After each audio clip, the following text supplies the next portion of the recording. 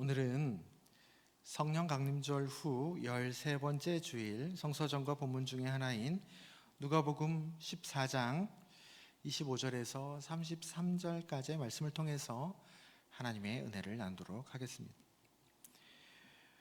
오늘 본문도 예수님께서 예루살렘으로 죽으러 가는 여정 중에 하신 말씀이죠. 누가복음 9장 51절부터 계속된 아주 진지한 여정입니다. 진실한 여정이죠. 그때 하신 말씀 중에 또한 하나입니다. 그 중에 하신 말씀들이 쭉 우리가 계속 주일 예배 때 나누었지만 다 버겁고 센 말씀들입니다. 오늘 말씀이 그 중에서 가장 세게 다가오지 않을까 싶습니다. 그게 오늘 13번째 성령 강림절 후 13번째 주일 본문입니다. 25절에 수많은 무리가 함께 가는데 예수님께서 그들에게 돌이켜서 뒤돌아보고 이제 이르십니다. 예루살렘으로 가는 사람들은 여러 가지 이유가 있죠. 중심지이기 때문에, 서울이기 때문에 사람들이 여러 가지 이유로 많이 가죠. 근데 특별히 이때가 예수님 죽으러 가시는 거잖아요. 예수님 언제 죽으십니까? 예수님 언제 죽으시죠? 6월절 날, 6월절 어린 양으로 죽으시잖아요. 6월절이 가장 큰 명절이죠. 그 6월절을 앞두고 모든 하나님을 믿는 사람들이 6월절 앞에 하나님 앞에 보여야 되거든요. 멀리 살아도 그 6월절 앞두고 그 예루살렘으로 향하는 그 순례자들의 행렬입니다. 나름 그 사람들은 하나님을 섬기는 이들이죠. 그들에게 예수님이 말씀하시는 겁니다. 26절 한 목소리로 한번 읽어보겠습니다. 26절입니다. 무릇 내게 오는 자가 자기 부모와 처자와 형제와 자매와 더욱이 자기 목숨까지 미워하지 아니하면 능히 내 제자가 되지 못한다. 부모, 배우자, 자식, 형제, 또 자기 목숨, 이게 가장 소중한 것들이죠. 우리가 삶을 살아갈 때. 근데 그거를 예수님이 미워하라라는 거예요. 아니, 예수님이 사랑하라고 해야지 다른 데서는 이웃도 사랑하라고 해놓고 가장 소중한 대상인 이 사람들을 왜 미워하라 그랬을까? 여기서 미워하라라고 번역된 그 헬라어 원어는 미세오라는 단어입니다. 이게 그냥 감정적으로 우리가 막 미움이 일어났을 때 막 미워하라, 혐오하라라는 뜻이 아니고 덜 사랑하라라는 얘기입니다. 이 대상들이 다 소중하고 귀한 대상들이죠. 그래서 사랑해야 합니다. 그래서 성경의 가르침이기도 하죠. 그런데 어떻게 사랑하라?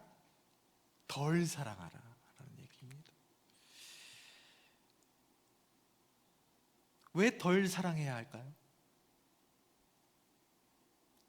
그것은 눈치가 빨라야 돼요. 왜 덜 사랑해야 합니까? 더 사랑해야 할 것이 있다라는 뜻이겠죠. 더 사랑해야 할 것이. 구약 성경이 이제 히브리어로 기록되어 있죠. 신약 성경은 헬라어로 기록되어 있고, 성경의 역사 중에 구약 성경을 신약 성경의 번역 언어인 헬라어로 번역했던 성경이 있습니다. 역사적인 성경이에요. 여러분들 상식적으로 알아두면 좋습니다. 70인역이라고 있거든요. 헬라어로 그 지방의 말에 맞게 저기 이집트 알렉산드리아 걸 중심으로 해서 학자들에게 번역을 시켰죠. 그게 70인역이라는 아주 역사적인 성경입니다. 그 70인역에 보면 이 미세오라는 단어가 구약 성경에서 어디에 쓰였냐면요, 야곱의 첫째 부인이 누구죠? 야곱의 첫째 부인 레아 이죠. 야곱이 레아를 사랑했을까요? 안 사랑했을까요? 사랑했을까요? 안 사랑했을까요?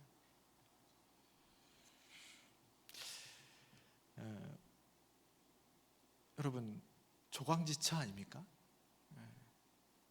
막 애틋하게 막 감정이 뿜뿜 올라와서 그렇게 하지는 못했다 할지라도 그렇게 많은 자식의 엄마인데 사랑했죠. 야곱이 성경을 보면 레아를 함부로 대하지 않습니다. 첫째 부인 아닙니까? 첫째 부인으로서 아주 귀하게 여기고 존중합니다. 그런데 창세기 29장에 레아가 사랑받지 못했다라고 번역이 됐거든요. 그게 바로 미세오입니다. 레아를 미세오했다. 그게 어떤 뜻이라고요? 덜 사랑했다라는 얘기입니다. 그 바로 밑절을 보면 왜 그렇습니까? 왜 덜 사랑했을까요? 라헬을 레아의 동생 두 번째 부인, 두 번째 맞이한 부인 라헬을 더 사랑했기 때문이다. 그래서 레아를 덜 사랑한 겁니다. 미워한 게 아니고 사랑하지 않은 게 아니고.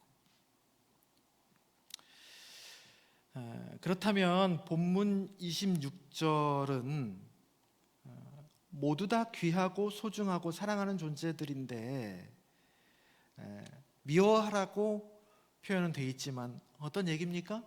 덜 사랑해라. 왜냐하면 더 사랑하는 대상이 있으니까입니다. 더 사랑하는 대상이 누굽니까? 성경은 일관됩니다. 주님입니다. 주님. 그래야 능히 내 제자가 된다라는 얘기입니다. 그리고 27절, 누구든지 자기 십자가를 지고 나를 따르지 않는 자도 내 제자가 되지 못하리라. 내 제자가 되려면 자기 십자가를 지고 주님을 따라야 한다는 것이죠.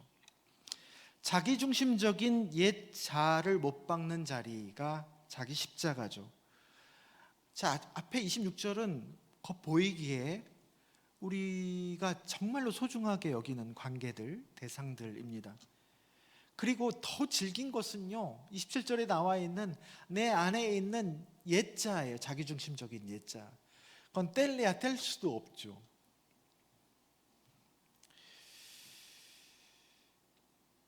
그게 막 자기 십자가에 못 박으라고 해서 그것이 쓸모없는 것이냐. 여러분, 그 또한 소중한 겁니다. 그걸로 악착같이 여기까지 살아왔기 때문에 그 또한 소중한 겁니다. 혈기, 승부욕, 질투, 분노, 죄책감, 두려움, 욕심, 정욕, 게으름, 교만, 소유욕, 주장하는 마음 같은 것들이 이 자기중심적인 예자에서 파생된 것들이죠. 근데요, 가만 생각해 보면 그게 에너지가 돼서, 그게 재료가 돼서 여러분 여기까지 살아왔던 겁니다. 이제 예루살렘으로 가는 길, 주님을 단순하고 진실하게 따르는 그 길에서는 이제 그런 것들을 이제 그만 좀 놔줘라. 소중했던 것들이지만, 지금까지 그거를 가지고 살아왔지만 이제 점점 좀 놔줘라 라는 얘기입니다. 죽으러 가는 거잖아요. 왜 그렇습니까? 왜 나와야 합니까? 더 소중한 것, 더 사랑해야 할 것이 있거든요. 그래서요, 여러분, 그거를 대할 때 물러가라 로 개들을 내쫓는 것이라기보다는, 십자가에 못 박는다고 그래서, 그러면은 인간적으로 개들도 서운하지, 안 그렇겠습니까? 지금까지 잘 이용해 먹고 지금 와서 그렇게 좀 뭐 어디서 소리를 들었다고 해서 돌변하냐? 그러지 마시고 잘 가라, 수고했다, 잘 떠나보내주는 것. 나는 앞으로 더 좋은 삶을 위해서, 지금보다 더 나은 삶, 더 가벼운 삶을 위해서 여행을 떠나야 된다. 그러니까 잘 가거라 라는 마음으로 떠나보내는 것이죠.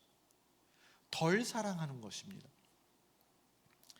28절부터 32절까지 두 개의 비유를 예수님께서 이어서 말씀해 주십니다.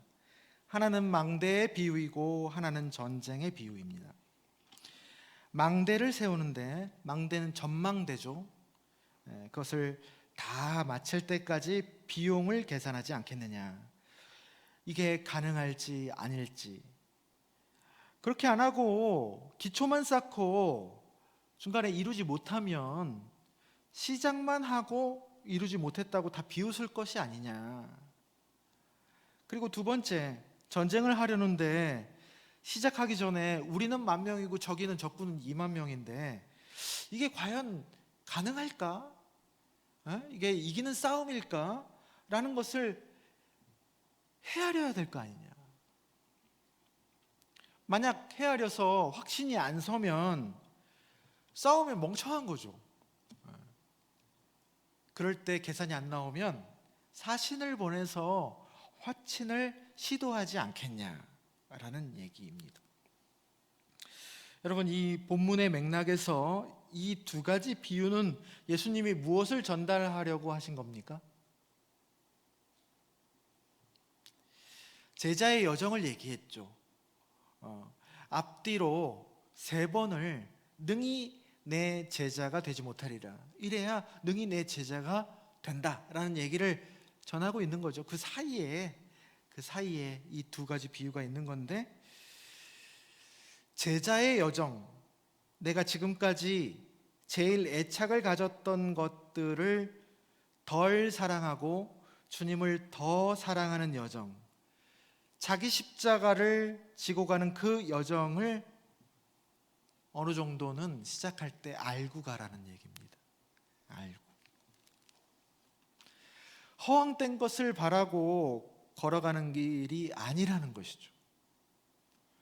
내가 과연 이 길을 걸어가는데 뭘 원하는지, 이것은 뭘 위한 과정인지, 그리고 내가 뭘 각오하고 감수해야 하는지를 알고 헤아리고 계산하고 가는 길입니다. 처음에 내가 아골골짝 빈들에도 주님 따라간다 라고 처음에 그렇게 시작한 과정이 나중에는 내가 그래도 남들보단 잘 돼야지 라고 나중에 계산이 흐트러진 거죠. 중간에 그거를 다 올곧게 그걸 늘 기억하고 가야 되는, 헤아리고 가야 되는 겁니다. 무엇을 위해서 난 이 길을 시작했는지. 그리고 그 비유가 끝난 후에 33절 결론적으로 말씀하십니다. 33절 한 목소리로 있습니다. 이와 같이 너희 중에 누구든지 자기의 모든 소유를 버리지 아니하면 능히 내 제자가 되지 못하리라. 모든 소유를 버리라 라는 예수님의 요구입니다. 센 말씀이죠.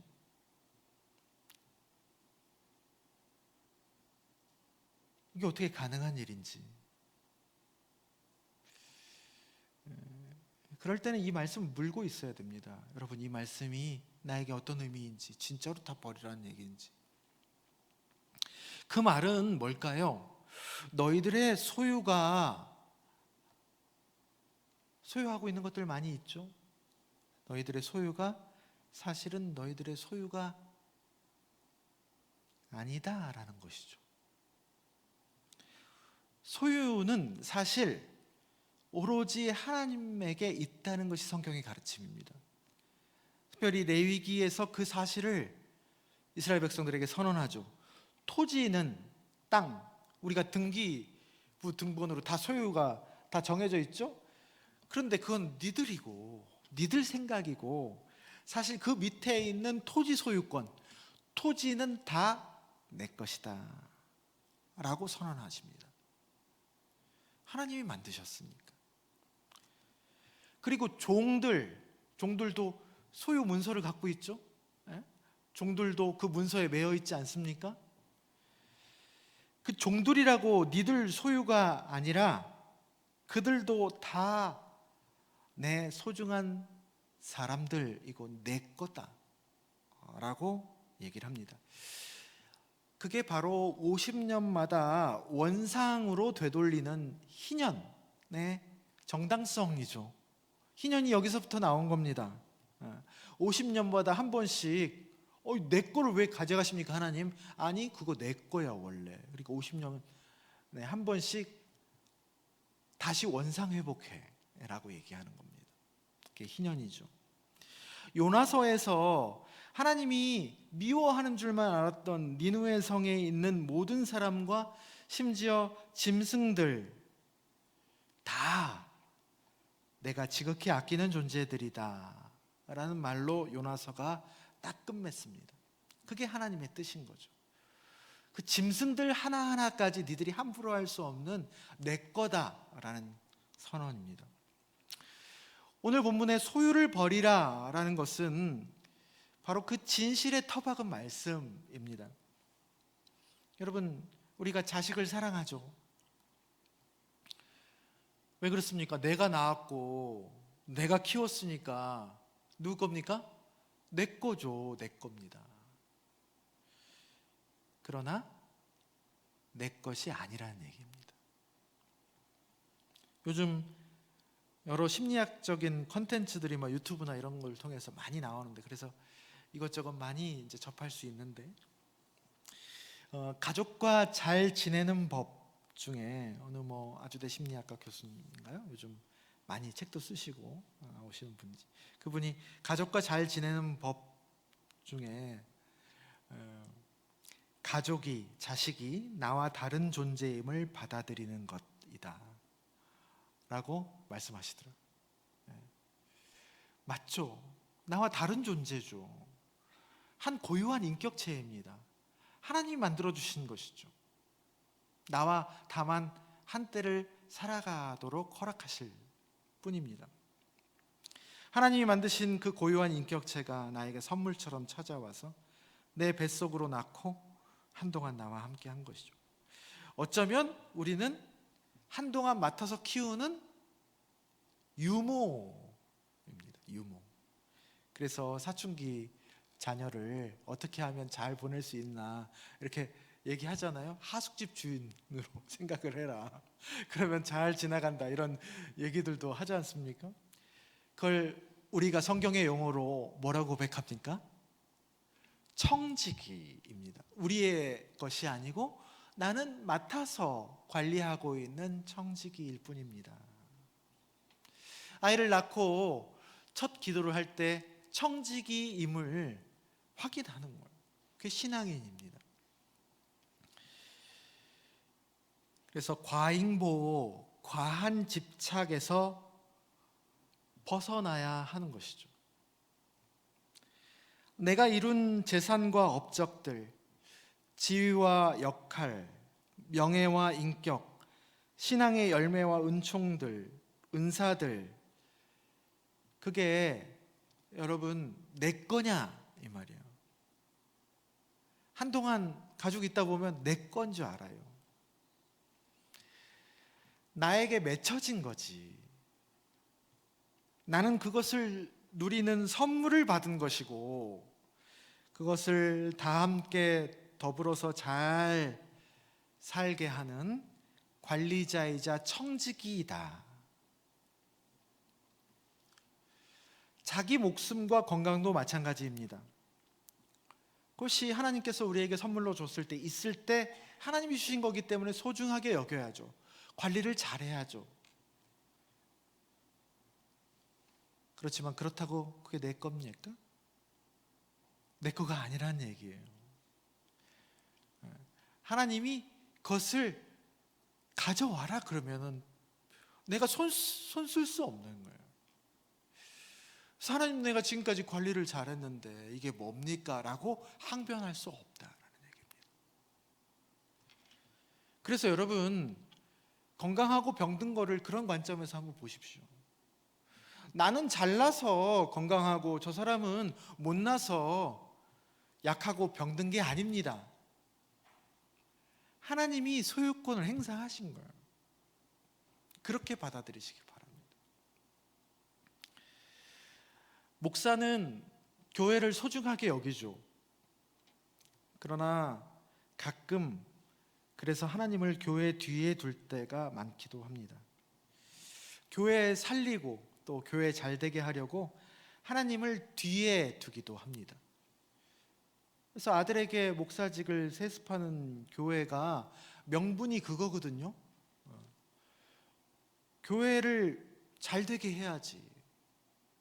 아들에게 세습하면 안전하게 잘, 교회가 혼란으로 빠져들지 않고 잘 살린다라는 명분이죠. 교회를 어느새 하나님 말씀보다 자기 것으로 여기게 된 것입니다.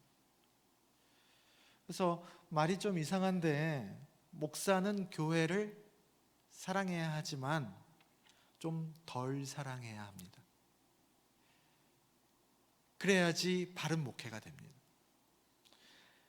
하나님을, 주님의 말씀을 더 사랑해야 하기 때문입니다. 소유권이 아니라 언제든 소유주가 달라고 하면 내놔야 하는 사용권을 부여받은 것이죠. 그래서 우리는 임차인입니다. 임차인. 무상임차를 받았다 뿐이죠. 오늘 구약병행 본문 예레미야 18장 1절에서 11절은 그 유명한 토기장이 비유입니다. 토기장이가 그릇을 만들죠. 진흙으로 만들든지 아니면 다른 흙으로, 다른 재료로 만들든지, 그거는 토기장이가 결정하는 거죠. 또 그렇게 만들었어요. 만들어 놓은 걸 마음에 안 드네. 그래서 다시 뭉개고 새로 만들든지. 근데 왜 그렇게 하는지, 토기장이 마음이란 얘기입니다. 18장 6절에, 예레미야 18장 6절에 진흙이 토기장이의 손에 있음 같이 너희가 내 손에 있느니라. 오늘 함께 교독문을 읽었던 시편 병행복문 시편 139편도 내가 앉고 일어섬을 하나님께서 아시고 멀리서도 나의 생각을 밝게 하시고 나의 모든 길과 내 모든 행위, 내 혀의 말을 다 아신다. 그분이 모태에서 나를 만드셨기 때문이다. 그 말은 뭡니까? 하나님 손바닥 안이란 얘기입니다. 그래서 오늘 엘리베이터에서 오늘 복음서 본문의 요절을 그림, 항상 그냥 아무렇게나 고르는 게 아닙니다. 거기 보면 그 조각이 하나님 손바닥, 하나님께 붙들림 바 되어 있는 우리 사람들, 세상을 의미합니다. 이 단순한 사실, 하나님 손바닥 아니라는 이 단순한 사실을 깨닫는 게 믿음의 여정이죠. 그러니까 예레미야 18장 11절 너희는 각기 악한 길에서 돌이키며, 그 말은 진실을 벗어나서 살지 말라는 것이죠. 허상 속에서, 거짓 속에서 모든 게 다 내 거라는 자기중심적인 생각에서 사는 추하고 어리석은 삶에서 빠져나와서 너희의 길과 행위를 아름답게 하라. 진실의 터박은 아름다운 삶을 살거라 라는 얘기이죠. 오늘 서신서 병행 본문이 빌레몬서 1장 1절에서 21절의 말씀입니다. 골로새 교회의 물심양면의 든든한 후원자이죠. 사도 바울에게도 재정적으로 도움이 많이 되었던 그런 사람입니다. 또 주고 있는 사람이죠. 그 빌레몬에게 보내는 편지가 빌레몬서입니다. 그런데 그에게 빌레몬에게 오네시모라는 종이 있었는데 아마도 예전에 잘못을 저질러서 돈을 떼먹었나 봅니다. 돈을 떼먹고 도망을 친 종이죠. 그러니까 이만저만 소유를 빼앗긴 거고 또 돈까지 훔쳐서 했으니까 손해를 이만저만 끼친 괘씸한 종이죠. 그 사람을 도망친 종을 오네시모를 사도 바울이 거둬줬나 봐요. 한동안. 그래서 사도 바울 밑에서 믿음의 사람으로 키워서 빌레몬에게 이제 후에 편지를 보내는 겁니다. 오네시모를 다시 보내겠다. 그러니까 받아줬으면 좀 좋겠다. 그런데 억지로 말고 기쁘게 받아줘라. 그 전에는 잘못하고 너에게 무익했을진 몰라도 이제는 당신에게 유익할 거다. 그리고 종으로 노예로 다시 받아주는 것을 넘어서 종 이상의 존재, 사랑받는 형제로 내가 직접 보내는 거니 꼭 나를 대하는 것처럼 그렇게 귀하게 대해줬으면 좋겠다라고 부탁이자 명령을 하는 본문이 오늘 서신서 병행 본문입니다. 사도 바울이 자신의 가장 큰 재정적 후원자에게 이렇게 민감한 이런 이야기를 꺼내는 것도 사실 대단한 거죠. 이런 얘기를 잘못했다가는 기분 나쁘면 후원 끊길 수 있거든요. 빌레몬도 마찬가지입니다.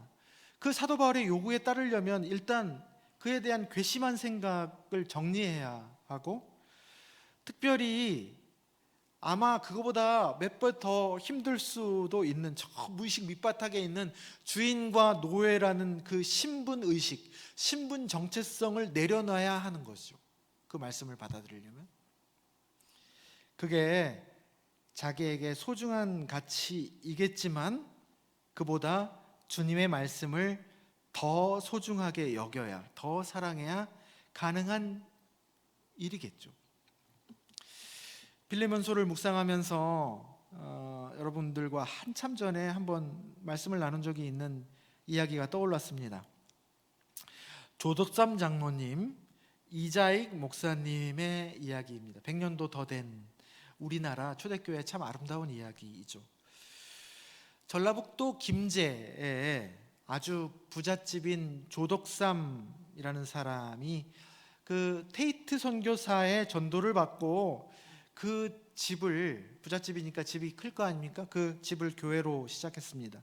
그게 이제 김제 금산교회라는 문화재로 기역자 예배당, 옛날에 남자는 이쪽, 여자는 이쪽 서로 보지 못하고 목사만 요쪽을 볼 수 있도록 만든 기역자 예배당이죠. 그곳에 불쌍한 처지라서 걷어준 마브로이라는 종 이자익이라는 사람이 있었는데 이 사람도 이제 믿음 생활을 한 겁니다. 그래서 나중에 시간이 흘러서 교회에서 장로 투표를 했는데 글쎄 주인인 조덕삼이 아니라 종인 이 마부인 이자익이 장로로 선출된 거예요. 보통 이런 상황은 난감한 상황이죠. 일단은 그 조덕삼이라는 당사자는 부글부글하죠. 믿음이고 뭐고 교회고 뭐고 저런 종놈을 어떻게 내가 리더로 자존심 상하게 모시고 섬긴다냐. 사람들도 분위기를 파악했겠죠. 그 결과에 놀라고 긴장했을 겁니다. 그때 그 싸했을 그때 조덕삼이 일어나서 이렇게 말합니다. 이렇게 나보다 더 믿음이 좋은 사람을 장로로 택해 주신 우리 금산교회 교인들이 참 대단하고 감사하다 라고 정리를 해주죠. 그리고 진심으로 고백합니다. 그리고 그 이후에 물심양면으로 그 이자익을 섬기고 나중에 그 이자익을 평양신학교로 유학 보내고 다 후원해주고 다시 그 교회의 담임 목사로 청빙을 해서 자기는 장로로 또 이자익은 목사로 섬겼다. 그래서 조덕삼 장로가 이자익 목사의 말씀을 주일 예배 때 들을 때 옛날 그 종 아닙니까? 그 종 앞에서 마룻바닥에 무릎을 꿇고 하나님의 말씀을 들었다라는 얘기입니다.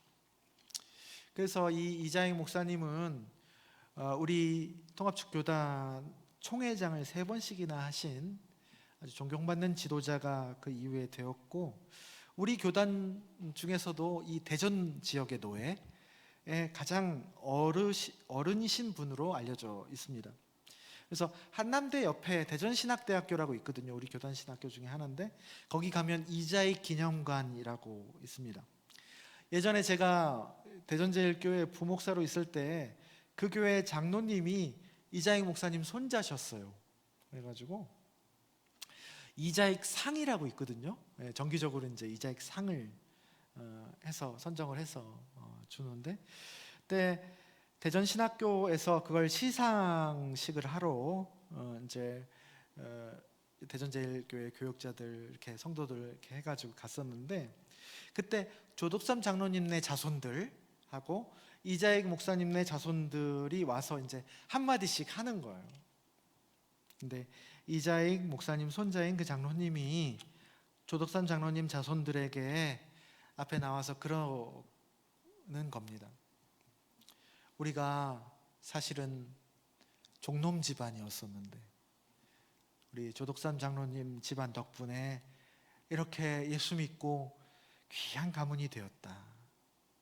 진심으로 감사하다. 여러분, 아름답지 않습니까?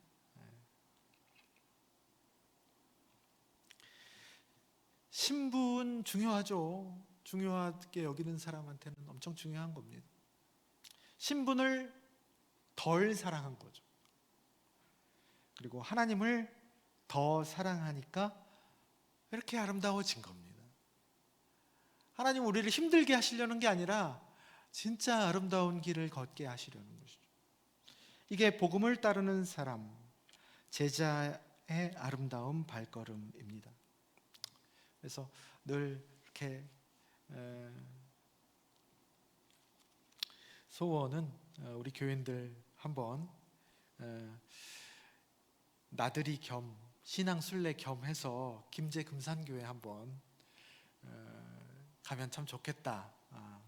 지금도 있거든요. 지금도 거기서 교회가 운영되고 있습니다. 그리고 오면 이제 가이드도 해주시고 합니다. 가을에 한번 갔으면 참 좋겠다 이런 생각합니다.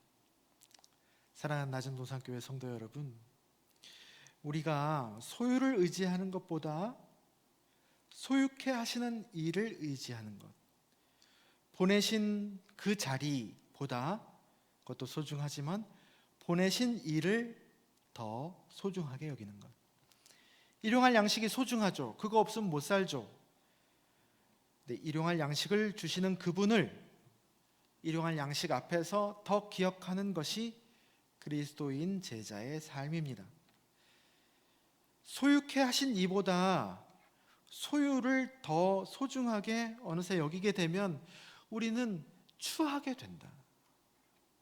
그래서 아름답게 살아가는 길은 좀 없어도 또 귀티가 나는 그 삶은 모든 소유보다 그것을 허락하시는 하나님을 더 사랑하는 것, 더 사랑의 가기를 열망하고 그 길을 걸어가는 것입니다. 그런 은총이 저와 여러분 우리 교회에 가득 일어나기를 주님의 이름으로 축원합니다.